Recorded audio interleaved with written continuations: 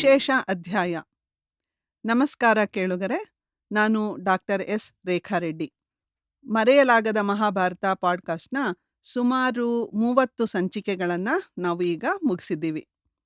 ಕಥೆಯ ಅರ್ಧ ಭಾಗದಲ್ಲಿ ಈಗಿದ್ದೀವಿ. ಇಂದು ನಾನು ಕಥೆನ ಹೇಳ್ತಾ ಇಲ್ಲ.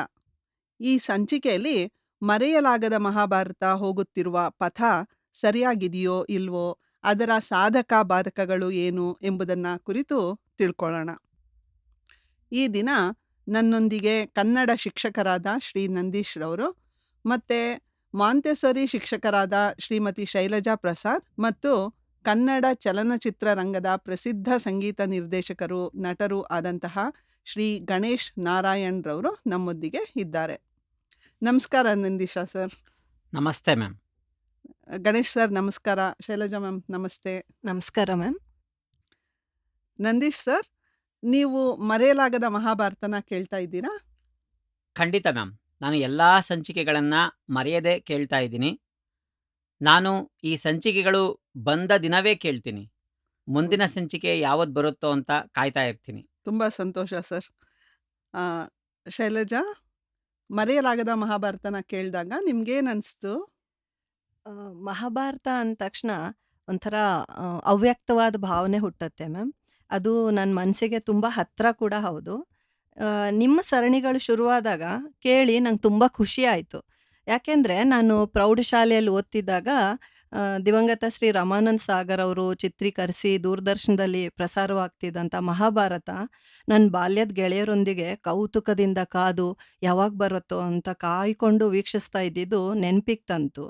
ಮತ್ತು ಈ ಸರಣಿಯನ್ನು ತಾವು ಪುನಃ ಶ್ರಾವ್ಯ ಮಾಧ್ಯಮದಲ್ಲಿ ಪ್ರಸ್ತುತಪಡಿಸಿದಾಗ ಅದನ್ನು ನೀವು ಹೇಳ್ಕೊಂಡು ಹೋಗೋ ರೀತಿ, ಸರಳತೆ ಮತ್ತು ಮಹಾಭಾರತವನ್ನು ಬಲ್ಲವರಿಗೂ ಅದರ ಗಂಧ ತಿಳಿದಿರದವರಿಗೂ ಅದನ್ನು ತಿಳಿಸೋ ರೀತಿ, ಸಂಕ್ಷಿಪ್ತ ವಿವರಣೆ ನಂಗೆ ತುಂಬ ಖುಷಿ ಕೊಡ್ತು. ಕಥೆನ ಆಲಿಸೋರಿಗೆ ಕೇಳಿಸ್ಕೊಳ್ಳೋ ಅಂಥ ಕುತೂಹಲವನ್ನು ನೀವು ಹಿಡಿದಿಡೋ ರೀತಿ ತುಂಬ ಇಷ್ಟವಾಗತ್ತೆ ಮ್ಯಾಮ್. ಮಹಾಭಾರತ ಎಲ್ಲ ಕಾಲದ ಸಾರ್ವಕಾಲಿಕ ಸೂತ್ರಗಳನ್ನು ಹೊಂದಿರೋ ಅಂಥ ಒಂದು ಮಹಾಗ್ರಂಥ. ಅದನ್ನು ತಾವು ಮತ್ತೆ ಕೇಳುಗರಿಗೆ ಉಣಬಡಿಸ್ತಾ ಇದ್ದೀರಾ. ಒಳ್ಳೆ ಕೆಲಸ ಮಾಡ್ತಾ ಇದ್ದೀರಾ ಮೇಡಮ್, ನನಗೊಂದು ಕುತೂಹಲ ಇದೆ. ಈ ಮರೆಯಲಾಗದ ಮಹಾಭಾರತ ಸಂಚಿಕೆಗಳನ್ನು ಮಾಡುತ್ತಿರುವುದರ ಉದ್ದೇಶ ಏನು? ನಾನು ಮರೆಯಲಾಗದ ಮಹಾಭಾರತ ಪಾಡ್ಕಾಸ್ಟ್ನ ಮಾಡೋದಕ್ಕೆ 3 ಉದ್ದೇಶಗಳು ಇವೆ. ಮೊದಲನೇದಾಗಿ, ಮಹಾಭಾರತ ಒಂದು ಸಾಮಾನ್ಯ ಪೌರಾಣಿಕ ಕಥೆಯಲ್ಲ. ಅದರ ಕತೆ ಪ್ರಸ್ತುತ 21ನೇ ಶತಮಾನದ ಜೀವನಕ್ಕೂ ಕೂಡ ಹತ್ತಿರದಲ್ಲಿದೆ. ಮುಖ್ಯವಾಗಿ ಇದರಲ್ಲಿ ಬರುವಂತಹ ರಾಗದ್ವೇಷಗಳನ್ನು, ದೌರ್ಬಲ್ಯಗಳನ್ನು ಜಯಿಸೋದಕ್ಕೆ ಮಾನವ ಇವತ್ತಿಗೂ ಕೂಡ ಪ್ರಯತ್ನ ಮಾಡ್ತಾನೇ ಇದ್ದಾನೆ. ಮಹಾಭಾರತದಲ್ಲಿ ಪಾತ್ರಗಳ ಸಂಬಂಧಗಳನ್ನು, ಮನೋವೈಕಲ್ಯಗಳನ್ನು ಮತ್ತು ಅವುಗಳ ಪರಿಣಾಮಗಳನ್ನು ವಿವರಿಸುವುದು ಮರೆಯಲಾಗದ ಮಹಾಭಾರತದ ಮೊದಲನೇ ಉದ್ದೇಶ.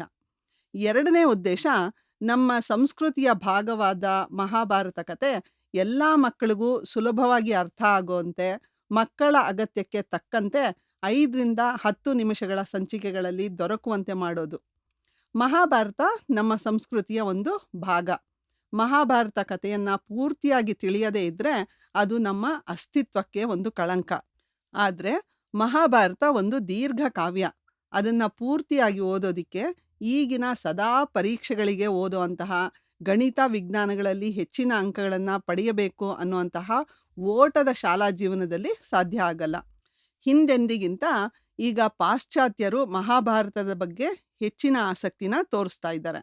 ಈ ಸಮಯದಲ್ಲಿ ಹೆಚ್ಚಿನ ವಿದ್ಯಾಭ್ಯಾಸಕ್ಕೋ ಅಥವಾ ಉದ್ಯೋಗಕ್ಕೋ ನಾವು ಹೊರದೇಶಕ್ಕೆ ಹೋದಾಗ, ಅಥವಾ ಅವರು ನಮ್ಮ ದೇಶಕ್ಕೆ ಬಂದು ನಮ್ಮೊಂದಿಗೆ ಕೆಲಸ ಮಾಡುವಾಗ ನಾವು ನಮ್ಮ ಸಂಸ್ಕೃತಿಯ ಭಾಗದ ಮಹಾಭಾರತದ ಬಗ್ಗೆ ನನಗೆ ತಿಳಿದಿಲ್ಲ ಅಂತ ಹೇಳೋದು ತುಂಬ ಅವಮಾನಕರ.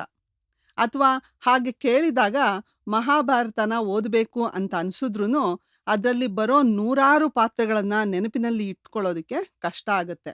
ಆದ್ದರಿಂದ ಸಣ್ಣ ವಯಸ್ಸಿನಲ್ಲೇ ಮಹಾಭಾರತನ ಕೇಳಿ ಅದರಲ್ಲಿನ ಪಾತ್ರಗಳನ್ನು ಅರಿತುಕೊಳ್ಳೋದಕ್ಕೆ ಆಗೋವಂತೆ ಮಾಡೋದು ಈ ಸರಣಿಯ ಎರಡನೇ ಉದ್ದೇಶ. ಕಡೆಯದಾಗಿ, ಪ್ರೌಢಶಾಲಾ ಮಕ್ಕಳನ್ನು ತಮ್ಮ ಪಠ್ಯಪುಸ್ತಕಗಳಲ್ಲಿ ಇರುವಂತಹ ಕಾವ್ಯ ಭಾಗಗಳನ್ನು ಓದಿ ಅವುಗಳ ಸಂದರ್ಭವನ್ನು ಅರ್ಥ ಮಾಡಿಕೊಂಡು ಮೆಚ್ಚಿ ಆನಂದಿಸುವಂತೆ ಮಾಡುವುದು ನನ್ನ 3ನೇ ಉದ್ದೇಶ. ಪ್ರೌಢಶಾಲಾ ಪಠ್ಯಪುಸ್ತಕಗಳಲ್ಲಿ ಕುಮಾರವ್ಯಾಸ, ಪಂಪ, ರನ್ನನ ಕಾವ್ಯ ಭಾಗಗಳು ಇರುತ್ತೆ. ಆ ಸನ್ನಿವೇಶಗಳ ಸಂದರ್ಭವನ್ನು ಶಾಲೆಯ ಶಿಕ್ಷಕರು ಸ್ಥೂಲವಾಗಿ ವಿವರಿಸಿ ಹೇಳ್ತಾರೆ. ಆದರೆ ಪೂರ್ತಿ ಕಥೆನ ಹೇಳೋದಕ್ಕೆ ಶಿಕ್ಷಕರಿಗೆ ಸಮಯದ ಅಭಾವದಿಂದ ಸಾಧ್ಯ ಆಗೋದಿಲ್ಲ. ಮಕ್ಕಳು ತಮ್ಮ ಪಠ್ಯಪುಸ್ತಕಗಳಲ್ಲಿ ಆ ಕಾವ್ಯ ಭಾಗಗಳನ್ನು ಓದೋದಕ್ಕೆ ಮೊದಲೇ ಅವರಿಗೆ ಮಹಾಭಾರತದ ಕತೆ ಗೊತ್ತಿದ್ರೆ ಅವರ ಅಧ್ಯಯನ ಅರ್ಥಬದ್ಧವಾಗಿ ಪರಿಣಾಮಕಾರಿಯಾಗಿ ಇರುತ್ತೆ. ಆದ್ದರಿಂದ ಮರೆಯಲಾಗದ ಮಹಾಭಾರತ ಪಾಡ್ಕಾಸ್ಟ್ನ 3ನೇ ಉದ್ದೇಶ ಮಕ್ಕಳು ಈ ಪಠ್ಯಭಾಗಗಳನ್ನು ಸುಲಭವಾಗಿ ಅರ್ಥ ಮಾಡ್ಕೊಳ್ಳೋದಕ್ಕೆ ಸಹಾಯ ಆಗೋವಂತೆ ಮತ್ತು ಕವಿಗಳ ಭಾಷಾ ಚಾತುರ್ಯವನ್ನು ಪ್ರಶಂಸೆ ಮಾಡುವಂತೆ ಮಾಡೋದು 3ನೆಯ ಉದ್ದೇಶ. ನಂದೀಶ ಸರ್, ಒಬ್ಬ ಕನ್ನಡ ಶಿಕ್ಷಕರಾಗಿ ನಿಮ್ಗೇನನ್ಸುತ್ತೆ? ಈ ಪಾಡ್ಕಾಸ್ಟ್ನ ಉದ್ದೇಶ ಈಡೇರಿದೆಯೇ? ಖಂಡಿತ ಈಡೇರಿದೆ ಅಂತಾನೆ ನನಗೆ ಅನಿಸುತ್ತೆ ಮೇಡಮ್. ಯಾಕಂದರೆ ರಾಮಾಯಣ, ಮಹಾಭಾರತ, ಭಗವದ್ಗೀತೆ ಇವುಗಳ ಓದುವ ವರ್ಗ ಮತ್ತು ಕೇಳುವ ವರ್ಗ ಯಾವತ್ತಿಗೂ ಕಡಿಮೆಯಾಗಿಲ್ಲ. ಅದರಲ್ಲೂ ಓದುವ ವ್ಯವಧಾನ ಮತ್ತು ಸಮಯ ಕಡಿಮೆ ಇರೋರಿಗೆ ಇಂತಹ ಪಾಡ್ಕಾಸ್ಟ್ ಅತ್ಯಂತ ಉಪಯೋಗಕಾರಿ. ಈ ಮಹಾಭಾರತ ಅರ್ಥ ಮಾಡಿಕೊಂಡಷ್ಟು ಆಳ, ನೋಡಿದಷ್ಟು ವಿಶಾಲ. ಅಂಥದ್ರಲ್ಲಿ ಪ್ರೌಢಶಾಲಾ ಮಕ್ಕಳಿಗೆ ಅಷ್ಟೇ ಅಲ್ಲದೆ ಜನಸಾಮಾನ್ಯರಿಗೂ ತಾಗುವಂತೆ ತಾವು ನಿರೂಪಿಸ್ಕೊಂಡು ಬರ್ತಾ ಇದ್ದೀರಿ. ಕೇವಲ ಮಹಾಕಾವ್ಯವಾಗಿ ಅಷ್ಟೇ ಅಲ್ಲದೆ ಸಾಹಿತ್ಯಿಕ ಪ್ರಬುದ್ಧತೆ ಮತ್ತು ಪ್ರಾಮುಖ್ಯತೆಯಲ್ಲಿಯೂ ಎಂದಿಗೂ ಅಗ್ರಸ್ಥಾನದಲ್ಲಿ ನಿಲ್ಲುವ ಮಹಾಭಾರತವದ ಮರೆಯಲಾಗದಂತೆ ಈ ಮರೆಯಲಾಗದ ಮಹಾಭಾರತ ಮೂಡಿ ಬರ್ತಾ ಇದೆ. ಈ ಕೈಂಕರ್ಯ ಹೀಗೆಯೇ ಮುಂದುವರಿಯಲಿ ಎಂದು ನಾವು ಪ್ರಾರ್ಥಿಸ್ತೇವೆ. ಧನ್ಯವಾದಗಳು ಸರ್. ಶೈಲಜಾ ಮ್ಯಾಮ್, ನಿಮ್ಗೇನನ್ಸುತ್ತೆ? ಒಬ್ಬ ಕನ್ನಡ ಶಿಕ್ಷಕಿಯಾಗಿ ನಾನು ಆಲೋಚನೆ ಮಾಡಿದರೆ, ಇತ್ತೀಚಿನ ಪೀಳಿಗೆಯಲ್ಲಿ ಮಹಾಭಾರತನ ಸಾಮಾನ್ಯವಾಗಿ ಅವಿರತವಾಗಿ ಓದ್ಕೊಂಡು ಹೋಗೋ ಅಂಥ ಒಂದು ಪ್ರಯತ್ನ ಎಲ್ಲೋ ಒಂದು ಕಡೆ ಕಡಿಮೆ ಆಗ್ತಾ ಇದೆ. ಇಂಥ ಸಂದರ್ಭದಲ್ಲಿ ಇದನ್ನು ಮುಂದಿನ ಜನಾಂಗಕ್ಕೆ, ಮುಂದಿನ ಪೀಳಿಗೆಗೆ ಹೇಗೆ ನಾನು ಇದ್ರ ಸದುಪಯೋಗ ಪಡಿಸ್ಕೊಂಡು ಮಕ್ಕಳಿಗೆ ತಲುಪಿಸ್ಬೇಕು ಅಂತ ಯೋಚನೆ ಮಾಡಿದಾಗ, ನನ್ನ ತರಗತಿ ಮಕ್ಕಳಲ್ಲಿ ನಾನು ವಿಚಾರಿಸಿದೆ, ನೀವು ಮಹಾಭಾರತ ಮನೆಯಲ್ಲಿ ಚಿಕ್ಕ ಚಿಕ್ಕ ಪುಸ್ತಕಗಳನ್ನ ಓದ್ತಾ ಇದ್ದೀರಾ, ಇತ್ತೀಚೆಗೆ ಈ ಪಾಡ್ಕಾಸ್ಟ್ ಬರ್ತಾ ಇದೆ, ಅದನ್ನು ಕೇಳಿಸ್ಕೊಂಡಿದ್ದೀರಾ ಅಂದಾಗ ಕೆಲವರು ಕೇಳ್ತಾ ಇದ್ದೀವಿ ಅಂದರು, ಕೆಲವರು ಗೊತ್ತಿಲ್ಲ ನಮಗೆ ಅಂತಂದರು. ಸರಿ ಅಂದ್ಬಿಟ್ಟು ನಾನು ಈ ತಮ್ಮ ಪಾಡ್ಕಾಸ್ಟ್ನ ಅವ್ರಿಗೆ ಕೇಳಿಸ್ದಾಗ ಅವರು ತುಂಬ ಖುಷಿಪಟ್ಟರು. ಮ್ಯಾಮ್, ಇನ್ಮೇಲೆ ಇದನ್ನು ದಿನ ಕೇಳಿಸ್ಕೊತೀನಿ, ಎಲ್ಲಿದೆ ಇದು, ಹೇಗೆ ಕೇಳೋದು ಅಂತೆಲ್ಲ ಕೇಳ್ಕೊಂಡ್ರು. ಆಗ ನಾನು ಅವ್ರಿಗೆ ಹೇಳಿದೆ, ಈ ಥರ ಬರ್ತಾ ಇದೆ, ಇದನ್ನು ಕೇಳಿ ಅಂತ. ಸ್ವಲ್ಪ ದಿನಗಳ ನಂತರ ನಾನು ವಿಚಾರಿಸಿದಾಗ ಒಂದು ಮಗು ಹೇಳ್ತು, ಮ್ಯಾಮ್, ನಾನು ಇದನ್ನು ನಾನು ಅರ್ಥ ಮಾಡ್ಕೊಂಡ ಹಾಗೆ ನನ್ನ ಪುಸ್ತಕದಲ್ಲಿ ಬರೆದಿಟ್ಕೊತಾ ಇದ್ದೀನಿ ಅಂತ ಅವಳು ತಂದು ತೋರಿಸಿದಾಗ ನನಗೆ ತುಂಬ ಖುಷಿ ಆಯಿತು, ಆಶ್ಚರ್ಯ ಆಯಿತು. ಈ ತಮ್ಮ ಪಾಡ್ಕಾಸ್ಟು ಒಬ್ಬೊಬ್ಬರನ್ನ ಯಾವ್ಯಾವ ಉದ್ದೇಶದಲ್ಲಿ ಹಿಡಿತದಲ್ಲಿ ಇಟ್ಕೊಳ್ತಾ ಇದೆ, ಸೆಳೀತಾ ಇದೆ, ಮತ್ತು ಯಾವ ರೀತಿ ತಲುಪ್ತಾ ಇದೆ ಅನ್ನೋ ಅರ್ಥ ನಂಗೆ ಆಯಿತು. ಮತ್ತು ಈ ಪಾಡ್ಕಾಸ್ಟ್ನ ಉದ್ದೇಶ ಖಂಡಿತವಾಗಿ ಈಡೇರಿದೆ ಮ್ಯಾಮ್. ನಾನು ತರಗತಿಗಳಲ್ಲಿ ಮಕ್ಕಳೊಂದಿಗೆ ಇದನ್ನು ವಿಚಾರಿಸಿದಾಗ ಅವರು ಅದರಲ್ಲಿರುವಂಥ ಭೌಗೋಳಿಕ ಜಾಗಗಳ ಬಗ್ಗೆ ನನ್ನ ಹತ್ರ ಚರ್ಚೆ ಮಾಡ್ತಾರೆ. ಇಂದ್ರಪ್ರಸ್ಥ ಅಂದರೆ ಯಾವ ಊರು, ಹಸ್ತಿನಾವತಿ ಈಗಿದೆಯಾ ಅಂದಾಗ ನೀವು ಅಟ್ಲಾಸಲ್ಲಿ ಹುಡುಕ್ಬಿಟ್ಟು ನೋಡಿ ನಂಗೆ ತಿಳಿಸಿ, ಎಲ್ಲಿ ಬರುತ್ತೆ ಇದು, ಮ್ಯಾಪಲ್ಲಿ ನೋಡಿ ಅಂದಾಗ 1 ವಾರದ ನಂತರ ಒಂದು 3ನೇ ಕ್ಲಾಸ್ ಮಗು ಬಂದು ಹೇಳ್ತಾಳೆ, ಮ್ಯಾಮ್, ಈಗಿನ ಡೆಲ್ಲಿ ಹತ್ರನೇ ಇದೆಲ್ಲ ನಡೆದಿರೋದು, ನಂಗೆ ಗೊತ್ತೇ ಇರಲಿಲ್ಲ. ಕುರುಕ್ಷೇತ್ರ ಅಂತ ಈಗಲೂ ಒಂದು ಸ್ಥಳ ಇದೆ ಮ್ಯಾಮ್, ಅಂದರೆ ಇದೆಲ್ಲ ನಿಜವಾಗ್ಲೂ ಭಾರತದಲ್ಲೇ ಆಗಿರೋದಾ ಅಂತ ಕೇಳಿದ್ಲು. ಹೀಗೆ ಒಂದು ಉದ್ದೇಶ ಅಂತ ನೋಡ್ತಾ ಹೋದಾಗ ಚಿಕ್ಕ ಚಿಕ್ಕ ಮಕ್ಕಳಲ್ಲಿ ಏನೆಲ್ಲ ಕುತೂಹಲನ ಇದು ಪಾಡ್ಕಾಸ್ಟ್ ಹುಟ್ಟು ಹಾಕಿದೆ ಅಂತ ನಾನು ಗಮನಿಸಿದಾಗ ಖಂಡಿತ ಪಾಡ್ಕಾಸ್ಟ್ನ ಉದ್ದೇಶ ಈಡೇರಿದೆ ಅನ್ನಿಸ್ತಾ ಇದೆ ಮ್ಯಾಮ್. ಅಷ್ಟೇ ಅಲ್ಲ, ನನ್ನ ಆತ್ಮೀಯ ಬಂಧು ಒಬ್ಬರು ಈ ವಿಷಯ ತಿಳಿದಾಗ ತುಂಬ ಖುಷಿಪಟ್ಟರು. ತಪ್ಪದೆ ಪ್ರತಿ ಸಂಚಿಕೆಗಳನ್ನ ನಂಗೆ ಕಳಿಸ್ಕೊಡಿ, ಯಾಕೆಂದರೆ ಸಾಮಾನ್ಯವಾಗಿ ಟಿ ವಿ ಇರ್ಬೋದು, ಗೂಗಲ್ ಮೀಡಿಯಾಗಳಲ್ಲಿ ನಮಗೆ ಇಂಗ್ಲೀಷು, ಹಿಂದಿ ಈ ಥರ ಸಿಗತ್ತೆ, ಮತ್ತು ಮಕ್ಕಳು ಅದನ್ನು ನೋಡ್ತಾರೆ. ಕನ್ನಡದಲ್ಲಿ ಪುಸ್ತಕವಲ್ಲದೆ ಕೇಳಿಸ್ಕೊಳ್ಳೋಕ್ಕೆ ಅಂತ ಯಾವ ಮಾಧ್ಯಮದಲ್ಲೂ ಅಷ್ಟೊಂದು ನಮಗೆ ಸೌಲಭ್ಯಗಳಿಲ್ಲ. ಆದ್ದರಿಂದ ಈ ಸಂಚಿಕೆಗಳು ನಮಗೆ ತಪ್ಪದೆ ಕಳಿಸ್ಕೊಡಿ, ಮಕ್ಕಳಿಗೆ ನಾನು ಖಂಡಿತ ಕೇಳಿಸ್ತೀನಿ ಅಂತ ಅವರು ಖುಷಿ ಪಟ್ಕೊಂಡು ಹೇಳಿದ್ರು. ಈ ರೀತಿ ಬೇರೆ ಬೇರೆಯಾಗಿ ಈ ಪಾಡ್ಕಾಸ್ಟು ಬರ್ತಾ ಇರೋ ರೀತಿ ಉದ್ದೇಶ ಜನರಿಗೆ ತಲುಪಿದೆ ಅಂತ ನಾನು ಅಂದ್ಕೊಳ್ತೀನಿ ಮ್ಯಾಮ್. ಧನ್ಯವಾದಗಳು ಶೈಲಜಾ ಮ್ಯಾಮ್. ಮ್ಯಾಮ್, ಮಹಾಭಾರತ ಪಾತ್ರಗಳ ಆಂತರ್ಯಗಳನ್ನು ವಿವರಿಸಿದ್ರೆ ಚೆನ್ನಾಗಿತ್ತೇನೋ ಅಂತ ನನ್ಗನ್ಸುತ್ತೆ. ಉದಾಹರಣೆಗೆ, ದ್ರೋಣಾಚಾರ್ಯ ಏಕಲವ್ಯನ ಹೆಬ್ಬೆರಳನ್ನ ಗುರುದಕ್ಷಿಣೆಯಾಗಿ ಕೇಳುವ ಸನ್ನಿವೇಶ. ಇದು ಅಮಾನವೀಯ ಅನ್ಸಿದ್ರೂ ಅದರ ಹಿಂದೆ ಬಹಳ ಮಹತ್ತರವಾದ ಉದ್ದೇಶ ಇತ್ತು. ಅದನ್ನ ಸಂಚಿಕೆ ವಿವರಿಸಿಲ್ಲ. ಹೌದು ನಂದೀಶ ಸರ್. ಉದ್ದೇಶಪೂರ್ವಕವಾಗೇ ನಾನು ಆಂತರ್ಯಗಳನ್ನು ವಿವರಿಸಲಿಲ್ಲ. ಎಷ್ಟೋ ಸಲ ಪಾತ್ರಗಳ ವಿವರವನ್ನು ಏಕೆ ಏನು ಅನ್ನೋದನ್ನು ವಿವರಿಸಬೇಕು ಅನ್ನೋ ಆಸೆ ನನ್ನಲ್ಲಿ ಪದೇ ಪದೇ ಇಣುಕ್ತಾ ಇತ್ತು. ಹಾಗಾದ ಪ್ರತಿ ಸಲ ನಾನು ಶಿಕ್ಷಕಿಯಾಗಿ ನನ್ನ ಕರ್ತವ್ಯ ಏನು ಅನ್ನೋದನ್ನು ನೆನಪಿಸ್ಕೊಂಡು ಅದನ್ನು ಕೈಬಿಡ್ತಿದ್ದೆ. ಮಾಂತೆಸೋರಿ ಮತ್ತು ಇತರ ಆಧುನಿಕ ಶಿಕ್ಷಣ ತಜ್ಞರ ಪ್ರಕಾರ ಒಬ್ಬ ಶಿಕ್ಷಕನ ಕರ್ತವ್ಯ ಮಗುವಿನಲ್ಲಿ ವಿಷಯದ ಬಗ್ಗೆ ಆಸಕ್ತಿಯನ್ನು ಉಂಟು ಮಾಡೋದೇ ಹೊರತು ನಮ್ಮಲ್ಲಿರೋಂತಹ ಅಥವಾ ನಾವು ಕಂಡುಕೊಂಡಂತಹ ಎಲ್ಲ ವಿಷಯಗಳನ್ನು ಮಕ್ಕಳ ತಲೆಗೆ ತುಂಬೋದಲ್ಲ. ಅದಕ್ಕೆ ಬದಲಾಗಿ ಏನಕ್ಕೆ ಹೀಗಾಯಿತು, ಆಗ ಬೇರೆ ಏನಾದರೂ ಆಗಿರಬಹುದಾ ಎಂಬ ಯೋಚನೆನ ಮಕ್ಕಳಲ್ಲಿ ಉಂಟು ಮಾಡಿ ಅವರ ಕಲ್ಪನೆಯನ್ನು ಜಿಗುಟಿ ಅವರಲ್ಲಿ ಮತ್ತಷ್ಟು ತಿಳಿದುಕೊಳ್ಳುವಂತಹ ಹಸಿವನ್ನು, ಜೊತೆಗೆ ವಿಶ್ಲೇಷಣೆ ಮಾಡುವಂತಹ ಮನೋಭಾವನ ಬೆಳೆಸೋದು ಶಿಕ್ಷಕರ ಉದ್ದೇಶ ಆಗಿರಬೇಕು. ಅದಕ್ಕೆ ಎಷ್ಟು ಬೇಕೋ ಅಷ್ಟು ಮಾಹಿತಿ ಮಾತ್ರ ಕೊಟ್ಟು ಮಿಕ್ಕದ್ದನ್ನು ಅವರೇ ತಿಳಿದುಕೊಳ್ಳುವಂತಹ ಉತ್ಸುಕತೆಯನ್ನು, ಕಿಚ್ಚನ್ನು ಮಕ್ಕಳಲ್ಲಿ ಹೊತ್ತಿಸೋದು ಒಳ್ಳೆಯ ಶಿಕ್ಷಕರ ಕೆಲಸ. ಆದ್ದರಿಂದ ನಾನು ಎಲ್ಲ ಮಾಹಿತಿನ ಕೊಡದೆ ಮಹಾಭಾರತ ಏನು ಅಂತ ಒಂದು ಪುಟ್ಟ ಕಿಟಕಿಯ ದ್ವಾರನ ಮಾತ್ರ ತೆಗೆದಿದ್ದೀನಿ. ಇಲ್ಲಿಂದ ಅವರು ತಮಗೆ ಏನು ಬೇಕೋ ಅದನ್ನು, ಎಷ್ಟು ಬೇಕೋ ಅಷ್ಟನ್ನು ತಗೋಬೋದು. ಅದಕ್ಕೂ ಹೆಚ್ಚಿನ ಸೂಕ್ಷ್ಮತೆಯನ್ನು ಮಕ್ಕಳು ತಿಳ್ಕೊಳ್ಳೋದಕ್ಕೆ ಇಷ್ಟಪಟ್ಟರೆ ಮರೆಯಲಾಗದ ಮಹಾಭಾರತ ತನ್ನ ಗುರಿಯನ್ನು ಸಾಧಿಸಿದಂತೆ. ಧನ್ಯವಾದಗಳು ಮೇಡಮ್. ನೀವು ನನ್ನಲ್ಲಿ ಮೂಡಿದಂತಹ ಸಂಶಯವನ್ನು ನಿವಾರಿಸಿದ್ರಿ. ಹಾಗೆ ಈ ಸಂದರ್ಭದಲ್ಲಿ ಇನ್ನೊಂದು ವಿಷಯ ಹೇಳಬೇಕು. ಸಂಚಿಕೆಯ ಹಿನ್ನೆಲೆಯಲ್ಲಿ ಬರುತ್ತಿರುವ ಸಂಗೀತ ಕೂಡ ತುಂಬ ಅದ್ಭುತವಾಗಿ ಮೂಡಿ ಬರ್ತಾ ಇದೆ. ಹೌದು ನಂದೀಶ ಸರ್. ನಾನು ಈ ಧ್ವನಿನ ಕೇಳಿಸ್ಕೊಂಡಾಗ ಒಂಥರ ಮೈ ಜುಮ್ ಅನಿಸ್ತು ನನಗೆ. ಘಂಟಾನಾದ ಆಗಲಿ ಮತ್ತು ಶಂಖನಾದಗಳು ಯಾವತ್ತಿಗೂ ಕೇಳೋಕ್ಕೆ ಭವ್ಯ ಅನಿಸುತ್ತೆ. ಒಂದು ಆರಂಭವನ್ನು ಸೂಚಿಸುತ್ತೆ. ಅಂತೆ ಈ ಮರೆಯಲಾಗದ ಮಹಾಭಾರತದ ಆರಂಭಕ್ಕೆ ಈ ಸಂಗೀತ ತುಂಬ ಸೂಕ್ತ ಪೀಠಿಕೆ ಆಗಿದೆ ಅಂತ ನನ್ನ ಭಾವನೆ. ಮತ್ತು ಮೇಡಮ್ ತಮಗೂ ಕೂಡ ಅತಿ ಸೂಕ್ತ ಸಂಗೀತವನ್ನೇ ಪೀಠಿಕೆಯನ್ನಾಗಿ ಆಯ್ಕೆ ಮಾಡ್ಕೊಂಡಿದ್ದೀರಾ. ಗಣೇಶ್ ಸರ್ ಅವ್ರಿಗೂ ಈ ಸಂಗೀತವನ್ನು ಆಯ್ಕೆ ಮಾಡ್ಕೊಂಡಿದ್ದಕ್ಕೆ ನಾನು ಅಭಿನಂದಿಸ್ತೀನಿ. ಹೌದು, ಗಣೇಶ್ ಸರ್ ಅವರು ಒಳ್ಳೆಯ ಹಿನ್ನೆಲೆ ಸಂಗೀತನ ಕೊಟ್ಟಿದ್ದಾರೆ. ಸರ್, ನಿಮ್ಗೇನಕ್ಕೆ ಈ ಸಂಗೀತನೇ ಹಾಕಬೇಕು ಅನಿಸ್ತು ಗಣೇಶ್ ಸರ್? ನಾನು ಈ ಹಿನ್ನೆಲೆ ಸಂಗೀತನ ಸಿದ್ಧಪಡಿಸೋಕೆ 3 ಅಂಶಗಳನ್ನು ಗಮನದಲ್ಲಿಟ್ಕೊಂಡೆ.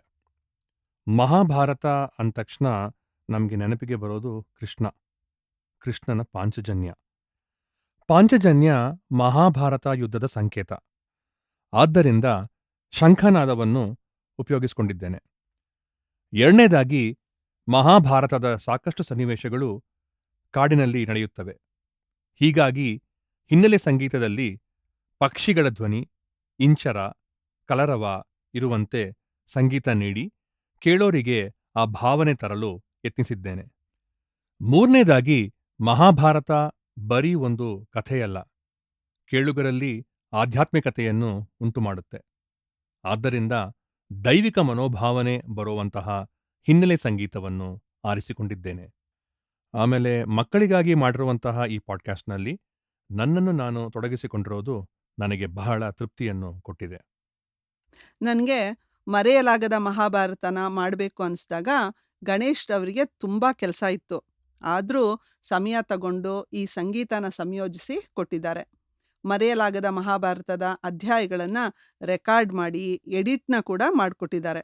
ಅವರಿಗೆ ನನ್ನ ತುಂಬ ಹೃದಯದ ಧನ್ಯವಾದಗಳು. ನಂದೀಶ್ ಸರ್, ಒಬ್ಬ ತಂದೆಯಾಗಿ ನಿಮ್ಮ ಅನುಭವ ಏನು? ಒಬ್ಬ ತಂದೆಯಾಗಿ ನಾನು ನನ್ನ ಮಗಳಿಗೆ ಎಲ್ಲ ಸಂಚಿಕೆಗಳನ್ನು ಕೇಳಿಸ್ತೇನೆ. ನಾವಿಬ್ಬರು ಜೊತೆಯಾಗೇ ಕೇಳ್ತೇವೆ. ಈ ಸಂಚಿಕೆಗಳು ನನ್ನ ಮಗಳ ಆಲಿಸುವಿಕೆ ಕೌಶಲ್ಯ, ಭಾಷಾ ಸಂಪತ್ತು, ಏಕಾಗ್ರತೆ, ಕಥೆ ಕೇಳುವ ಮತ್ತು ಹೇಳುವ ಸಾಮರ್ಥ್ಯ ಎಲ್ಲವನ್ನೂ ವೃದ್ಧಿಸಿವೆ. ನಾನು ನನ್ನ ಮಗಳ ಜೊತೆ ಇರೋದಿಕ್ಕೆ ಇದು ಒಂದು ಉತ್ತಮ ಸಾಧನ ಕೂಡ ಆಗಿದೆ. ಅದಕ್ಕೆ ನನಗೆ ಖುಷಿ ಕೂಡ ಇದೆ. ಹಾಗೆ ಅವಳು ಸಂಶಯಗಳನ್ನು ಕೇಳ್ತಾಳೆ, ಕಠಿಣ ಪದಗಳಿಗೆ ಅರ್ಥಗಳನ್ನು ಕೇಳ್ತಾಳೆ. ಆಗ ನಮ್ಮಿಬ್ಬರ ಸಂಭಾಷಣೆ ಕೂಡ ವೃದ್ಧಿಯಾಗುತ್ತೆ. ಹ್ಮ್. ನನ್ನ ಪ್ರಕಾರ ಮನೆ ಮಂದಿಯೆಲ್ಲ ಕುಳಿತು ಈ ಸಂಚಿಕೆಗಳನ್ನು ಕೇಳಿಸ್ಕೋಬೇಕು. ಆಗ ಮನೆಯಲ್ಲಿ ಒಂದು ಜ್ಞಾನಪೂರ್ಣ ವಾತಾವರಣ ಸೃಷ್ಟಿಯಾಗುತ್ತೆ. ಮಹಾಭಾರತದ ಸನ್ನಿವೇಶಗಳು ಕೇವಲ ಕಥೆಗಳಲ್ಲ, ಅವು ನಮ್ಮ ಬದುಕಿಗೂ ಕೈದೀವಿಗೆಗಳೂ ಕೂಡ. ನಿಜ. ಆದ್ದರಿಂದ ಮಕ್ಕಳಿಗೆ ಇಂತಹ ಜ್ಞಾನದ ಪರಿಚಯ ಮಾಡುವುದು ಸಾರ್ಥಕ ಕೆಲಸ. ನಾನು ನನ್ನ ಮಗಳಿಗೆ ಮಹಾಭಾರತವನ್ನು ಪರಿಚಯ ಮಾಡಿಕೊಡ್ಬೇಕು ಅಂತ ನಿರ್ಧಾರ ಮಾಡಿ ಹೇಗೆ ಅಂತ ಗೊತ್ತಾಗದೆ ತಡಕಾಡಿದ್ದೂ ಇದೆ. ಆಗ ಈ ಪಾಡ್ಕಾಸ್ಟ್ ನನ್ನ ಪಾಲಿಗೆ ಸಂಜೀವಿನಿಯಂತೆ ಸಿಕ್ತು. ಭವಿಷ್ಯದಲ್ಲಿ ಮಕ್ಕಳು ಜವಾಬ್ದಾರಿಯುತ ನಾಗರಿಕರಾಗಲು ಇಂತಹ ಬಾಲ್ಯದಲ್ಲಿ ನೀಡುವ ಜ್ಞಾನವೇ ಬುನಾದಿಯಾಗುತ್ತದೆ ಎಂಬುದು ನನ್ನ ಅಭಿಪ್ರಾಯ. ತುಂಬಾ ಅದ್ಭುತವಾಗಿ ಹೇಳಿದ್ರಿ ಸರ್ ತಾವು. ಇದೇ ರೀತಿ ನಾನು ಒಂದಿಬ್ರು ಪೋಷಕರನ್ನ ಕೇಳಿದಾಗ ಅವರು ಕೂಡ ಹೇಳ್ತಾ ಇದ್ರು, ಮ್ಯಾಮ್ ಇತ್ತೀಚೆಗೆ ಕೇಳ್ಪಡ್ತಾ ಇರೋ ಈ ಪಾಡ್ಕಾಸ್ಟು ನಮಗೆ ತುಂಬ ಖುಷಿ ಕೊಡ್ತಾ ಇದೆ. ಏನಂದರೆ ಮಕ್ಕಳು ಅವರು ಬಿಡುವಿನ ಸಮಯದಲ್ಲಿ ವಿಡಿಯೋ ಗೇಮ್ ಆಡಿಕೊಂಡು ಟಿ ವಿಯಲ್ಲಿ ಕಾರ್ಟೂನ್ ನೋಡಿಕೊಂಡು ಹೊತ್ತು ಕಳೀತಾ ಇದ್ರು. ಅವರು ಹೋಮ್ವರ್ಕ್ ಎಲ್ಲ ಮಾಡಿಸ್ಬಿಟ್ಟು ನಾವು ಇದನ್ನು ಕೇಳಿಸ್ದಾಗ ತುಂಬ ಆಸಕ್ತಿಯಿಂದ ಕೇಳ್ತಾರೆ, ತುಂಬ ಪ್ರಶ್ನೆಗಳನ್ನ ಕೇಳ್ತಾರೆ. ಮತ್ತು ನಮಗೂ ಕೂಡ ನಾವು ಚಿಕ್ಕವರಿದ್ದಾಗ ಕೇಳಿಸ್ಕೊಂಡಿದ್ದು ಓದ್ಕೊಂಡಿದ್ದು ಮಹಾಭಾರತದ ಕಥೆಗಳೆಲ್ಲ ಮತ್ತೆ ಕಣ್ಮುಂದೆ ಬಂದಾಗ ಆಗತ್ತೆ. ಮನೇಲಿ ಹಿರಿಯರು ಕೂಡ ಇದನ್ನು ನಾವು ಮಕ್ಕಳಿಗೆ ಕೇಳಿಸ್ತಾ ಇದ್ದಾಗ ಹತ್ರ ಬಂದು ಕೂತ್ಕೊಂಡು ಕೇಳಿಕೊಂಡು ತುಂಬ ಖುಷಿ ಪಡ್ತಾರೆ. ಈ ವಿಷಯದಲ್ಲಿ ರೇಖಾ ರೆಡ್ಡಿ ಮೇಡಮ್ ಅವ್ರಿಗೆ ನಾವು ತುಂಬ ಕೃತಜ್ಞರಾಗಿದ್ದೇವೆ ಅಂತ ಕೂಡ ಅವರು ಖುಷಿಯಿಂದ ಹೇಳ್ತಾರೆ ಮ್ಯಾಮ್. ಮ್ಯಾಮ್, ಕೇಳುಗರೊಬ್ಬರು ಒಂದು ಸಂಶಯವನ್ನು ಕಳಿಸಿದ್ದಾರೆ. ಮಹಾಭಾರತವನ್ನು ಅರ್ಥ ಮಾಡಿಕೊಳ್ಳೋದು ಸ್ವಲ್ಪ ಕಠಿಣ. ಅರ್ಥವಾಗದ ಮಹಾಭಾರತವನ್ನು ಇನ್ನೊಬ್ಬರಿಗೆ ಅರ್ಥವಾಗುವಂತೆ ಹೇಳಲು ವಿಶೇಷ ಭಾಷಾ ಪ್ರೌಢಿಮೆ ಅಗತ್ಯ. ಎರಡರಲ್ಲೂ ತಾವು ಒಂದು ಬಗೆಯ ಸಾರ್ಥಕ್ಯವನ್ನು ಮೆರೆದಿದ್ದೀರಿ ಅಂತೇಳಿ ಕಳಿಸಿದ್ದಾರೆ. ಹಾಗೆ ಅವ್ರದ್ದೊಂದು ಪ್ರಶ್ನೆ ಇದೆ. ಮಹಾಭಾರತ ತಿಳಿಯಲು ಯಾವ ಯಾವ ಕೃತಿಯನ್ನು ತಾವು ಓದುತ್ತೀರಾ? ಇದ್ರ ಬಗ್ಗೆ ಮಾಹಿತಿ ನೀಡಿ. ಮೊದಲಿಗೆ ಆ ಕೇಳುಗರಿಗೆ ನನ್ನ ತುಂಬು ಹೃದಯದ ಧನ್ಯವಾದಗಳು. ನನಗೆ ಚಿಕ್ಕ ವಯಸ್ಸಿನಿಂದ ಕಾವ್ಯಗಳಾದ ರಾಮಾಯಣ ಮಹಾಭಾರತ ಅಂದರೆ ತುಂಬ ಇಷ್ಟ. ಇದನ್ನು ಬೆಳೆಸಿದವರು ನಮ್ಮ ಅಪ್ಪಾಜಿ ಮಾಸ್ಟ್ರು. ನಂತರ ಹೈಸ್ಕೂಲ್ ಮುಖ್ಯೋಪಾಧ್ಯಾಯರಾಗಿದ್ದ ಗುಂಡೂರಾವ್ರವರು. ನಾವು ಹೈಸ್ಕೂಲಿನಲ್ಲಿ ಓದಬೇಕಾದ್ರೆ ಈಗ ಮ್ಯಾಥ್ ಒಲಿಂಪಿಕ್ ಇರೋ ಥರ ಆಗ ಮಹಾಭಾರತ ಮತ್ತು ರಾಮಾಯಣದ ಪರೀಕ್ಷೆ ಇತ್ತು. ಎಳೆಯರ ರಾಮಾಯಣ ಮತ್ತು ಎಳೆಯರ ಮಹಾಭಾರತ ಎಂಬ ಪುಸ್ತಕಗಳನ್ನು ಅದಕ್ಕಾಗೇ ಮಕ್ಕಳಿಗೆ ಕೊಡ್ತಾಯಿದ್ರು. ಆ ಪುಸ್ತಕಗಳನ್ನು ಓದಿ ನಾವು ಪರೀಕ್ಷೆನ ಬರೀಬೇಕಿತ್ತು. ಆ ಪುಸ್ತಕಗಳನ್ನು ನಾನು ಎಷ್ಟು ಓದಿದ್ದೆ ಅಂದರೆ ನನಗೆ ನಾನೇ ಪ್ರಶ್ನೆಗಳನ್ನು ಕೇಳಿ ಉತ್ತರಗಳನ್ನು ಕಂಡುಕೊಳ್ತಾ ಇದ್ದೆ. ಉದಾಹರಣೆಗೆ, ಭೀಮ ಯಾವ ಯಾವ ರಾಕ್ಷಸರನ್ನು ಕೊಂದ, ರಾಜಸೂಯ ಯಜ್ಞದಲ್ಲಿ ಕೃಷ್ಣನ ವಿರುದ್ಧ ಹೋದವರು ಯಾರು, ಎಷ್ಟನೇ ದಿನ ದ್ರೋಣ ಕೌರವರ ಸೇನಾಪತಿಯಾದ ಇತ್ಯಾದಿ. ನಂತರ ಗದುಗಿನ ನಾರಣಪ್ಪನವರ ಕುಮಾರವ್ಯಾಸ ಭಾರತ ನನಗೆ ಬಹಳ ಇಷ್ಟವಾದಂತಹ ಕೃತಿ. ರನ್ನನ ಗದಾಯುದ್ಧ, ಅಳಸಿಂಗಾಚಾರ್ಯರ 16 ಸಂಪುಟಗಳ ಶ್ರೀ ಮಹಾಭಾರತ, ಬಿಬೇಕ್ ದೇಬ್ರಾಯ್ರವರ 10 ಮಹಾಭಾರತದ ಸಂಪುಟಗಳು, ಆರ್ ಕೆ ನಾರಾಯಣರವರ, ರಮೇಶ್ ಮೆನನ್ರವರ ಮಹಾಭಾರತಗಳು, ಪ್ರೊಫೆಸರ್ ಶೇಷಗಿರಿ ರಾವ್ರವರ ಶ್ರೀ ಮಹಾಭಾರತ ಸಂಪುಟಗಳು, ಸುದೀಪ್ತ ಭೌಮಿಕ್ರವರ ದ್ವಾಪರ ಕಥಾ, ಸುದರ್ಶನ್ ರೇರವರ ಮಹಾಭಾರತ ದ ಗ್ರೇಟ್ ಎಪಿಕ್ಗಳನ್ನು ನಾನು ಓದಿದ್ದೇನೆ. ಅಲ್ಲದೆ ಪ್ರೊಫೆಸರ್ ಕೆ ಎಸ್ ನಾರಾಯಣಾಚಾರ್ಯರ ಮಹಾಭಾರತದ ಕಾದಂಬರಿಗಳು, ಮುಖ್ಯವಾಗಿ ಆ 18 ದಿನಗಳು ಮತ್ತು ರಾಜಸೂಯದ ರಾಜಕೀಯ, ವಾಸುದೇವನ್ ನಾಯರ್ರವರ ಕಾದಂಬರಿ ಭೀಮ, ಎಸ್ ಎಲ್ ಭೈರಪ್ಪನವರ ಪರ್ವ ಮತ್ತು ಚಿತ್ರಾ ಬ್ಯಾನರ್ಜಿ ದಿವಾಕಾರುಣಿಯವರ ಪ್ಯಾಲೇಸ್ ಆಫ್ ಇಲ್ಯೂಷನ್ಸ್ ಕಾದಂಬರಿಗಳನ್ನು ನೇರವಾಗಿ ಇಲ್ಲಿ ಉಪಯೋಗಿಸದೇ ಇದ್ದರೂ ಅವು ನನ್ನನ್ನು ಮಹಾಭಾರತವನ್ನು ಮತ್ತಷ್ಟು ಆಳವಾಗಿ ಅರ್ಥ ಮಾಡ್ಕೊಳ್ಳೋದಕ್ಕೆ, ಅದರ ಬಗ್ಗೆ ಚಿಂತನೆ ಮಾಡೋ ಹಾಗೆ ಮಾಡಿದ್ವು. ಮತ್ತೊಂದು ಮುಖ್ಯವಾದ ಪುಸ್ತಕ ದೇವದತ್ ಪಟ್ನಾಯಕ್ರವರ ಜಯ. ಬೇರೆ ಬೇರೆ ಸಂಸ್ಕೃತಿಗಳಲ್ಲಿ, ಇತರ ದೇಶಗಳಲ್ಲಿ ಮಹಾಭಾರತ ಹೇಗೆ ವಿಭಿನ್ನವಾಗಿದೆ ಎಂಬುದನ್ನು ದೇವದತ್ ಪಟ್ನಾಯಕ್ ಅವರ ಜಯ ತಿಳಿಸುತ್ತೆ. ಅದಲ್ಲದೆ ಗುರುಚರಣ್ ದಾಸ್ರವರ ಡಿಫಿಕಲ್ಟಿ ಆಫ್ ಬೀಯಿಂಗ್ ಗುಡ್ ಅನ್ನಂತೂ ನಾನು ಮರೆಯೋದಿಕ್ಕೆ ಆಗೋದಿಲ್ಲ. ಗುರುಚರಣ ದಾಸ್ರವರು ತಮ್ಮ ಈ ಪುಸ್ತಕದಲ್ಲಿ ಕಥಾನಾಯಕ ಯುಧಿಷ್ಠಿರ ಹೇಗೆ ಪ್ರತಿಯೊಂದು ಹಂತದಲ್ಲೂ ತನ್ನ ಸ್ಥಿತಪ್ರಜ್ಞತೆಯನ್ನು ಕಾಯ್ಕೊಂಡು ಧರ್ಮದ ದಾರಿಯಲ್ಲಿ ನಡೆಯೋದಿಕ್ಕೆ ಶ್ರಮಿಸ್ದ ಅನ್ನೋದನ್ನು ವಿವರಿಸಿದ್ದಾರೆ. ಇದು ಯುಧಿಷ್ಠಿರನ ವ್ಯಕ್ತಿತ್ವನ ಅರಿಯೋದಕ್ಕೆ ನನಗೆ ಬಹಳ ಸಹಾಯ ಮಾಡ್ತು. ಇದೆಲ್ಲದರ ಜೊತೆ ಮರೆಯಲಾಗದ ಮಹಾಭಾರತನ ಯಾವ ಫಲದ ನಿರೀಕ್ಷೆನೂ ಇಟ್ಟುಕೊಳ್ಳದೆ ನಡೆಸುವಂತೆ ಆ ಭಗವಂತನ ಕೃಪೆ ಇದ್ದಿದ್ದರಿಂದ ನಾವು ಇಲ್ಲಿಯವರೆಗೆ ಬಂದಿದ್ದೇವೆ. ಈ ದಿನದ ಸಂವಾದ ಮುಂದೆ ನೀವು ಕೇಳುವ ಸಂಚಿಕೆಗಳಿಗೆ ಮುನ್ನುಡಿಯಾಗುತ್ತದೆ ಅಂತ ನಾನು ಭಾವಿಸುತ್ತೇನೆ. ಈ ದಿನ ತಮ್ಮ ಅನಿಸಿಕೆಗಳನ್ನು ಹಂಚಿಕೊಳ್ಳಲು ಬಂದಿರುವ ತಮಗೂ, ಸಂಚಿಕೆಗಳನ್ನು ಕೇಳುತ್ತಿರುವ ಎಲ್ಲ ಕೇಳುಗರಿಗೂ ನನ್ನ ಧನ್ಯವಾದಗಳು.